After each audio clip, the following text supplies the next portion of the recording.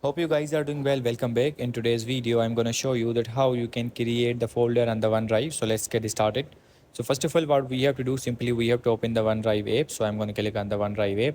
And after clicking on this, as you can see, now we are in the photos section. So we have to go to the file section. And after going to the file section, as you can see, we have to click on this plus icon. And after clicking on the plus icon, you will be able to see the first option, new folder.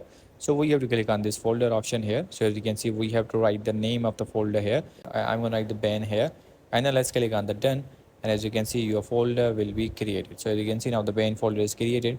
If you want to upload any kind of thing here, you have to click on the plus icon, and now again you need to click on the upload, and you have to choose the file, and that will be uploaded into your folder. So in this way you can create the folder on the OneDrive. I hope you guys understand this video, that how you can create a folder. So see you in the next video.